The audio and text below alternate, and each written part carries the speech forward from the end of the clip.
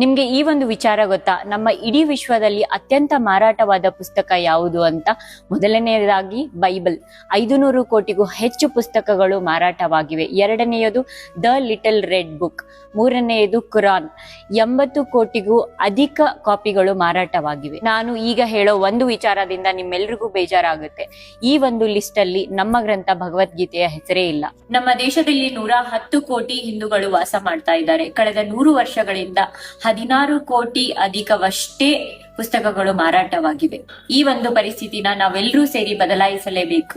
ನಮ್ಮ ಮಹಾಗ್ರಂಥದ ಪ್ರಚಾರವನ್ನು ನಾವೇ ಮಾಡದಿದ್ರೆ ಇನ್ಯಾರು ಮಾಡ್ತಾರೆ? ನಮ್ಮಲ್ಲಿರೋ ಯೂತ್ಸ್ ಮತ್ತೆ ಪ್ರತಿಯೊಬ್ಬ ಮಕ್ಕಳ ಹತ್ರನೂ ಭಗವದ್ಗೀತಾ ಇರಲೇಬೇಕು, ಅದರ ಮಹತ್ವ ತಿಳಿದಿರಲೇಬೇಕು. ಆಗಲೇ ನಮ್ಮ ಮುಂದಿನ ಪೀಳಿಗೆ ಸುರಕ್ಷಿತವಾಗೋದು. ಈ ಒಂದು ಇನ್ಫಾರ್ಮೇಶನ್ ನ ಹೆಚ್ಚು ಹೆಚ್ಚು ಜನರಿಗೆ ತಲುಪೋ ಹಾಗೆ ಮಾಡಿ ಒಂದಿಷ್ಟು ಬದಲಾವಣೆನಾದ್ರೂ ತರೋಣ. ಹರೇ ಕೃಷ್ಣ.